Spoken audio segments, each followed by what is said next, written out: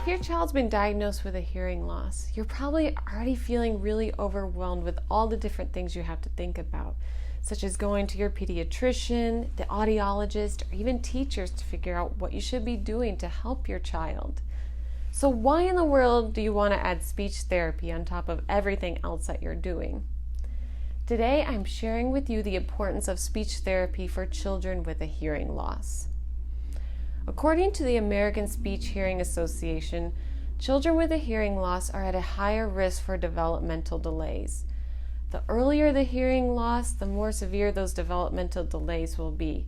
However, the earlier you decide to get services, the more likely we can meet those developmental norms. I will be sharing 3 areas of deficiency that come up when it comes to speech and language. The first area is receptive and expressive language.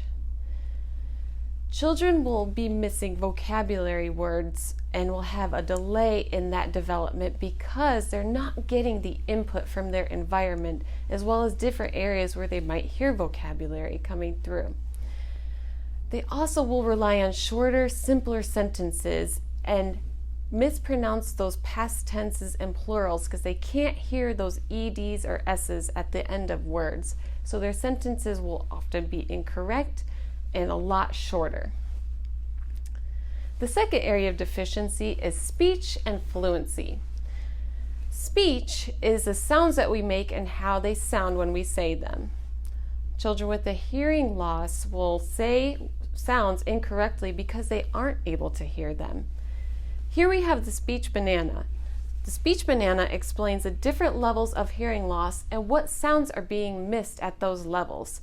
As you can see, even with a mild hearing loss, many different sounds are being missed, which is why children with a hearing loss are going to have distorted speech and are often misunderstood.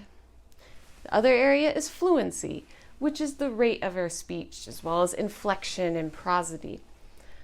Children with a hearing loss will talk very loudly or very softly because they can't hear how they sound, or their speech might be very fast or very slow rate and will have very little inflection, so it's going to sound a little monotonous and not a lot of changes taking place. The third area of deficiency is their social skills.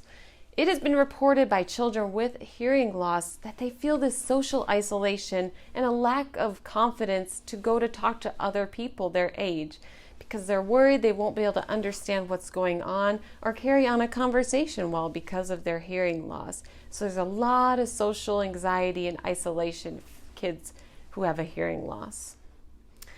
So what can you do? Well, first of all, I congratulate you because you've taken the first steps to figure out how your child's speech and language is being impacted.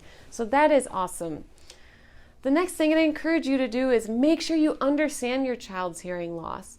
Talk to their audiologist to figure out what level they're hearing at and are they getting the right amplification in different systems they need to be hearing what's going on around them.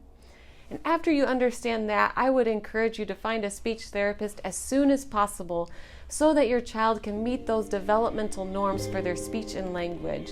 It's going to help build their confidence, their social skills, and that language development. So I'd encourage you to try that today.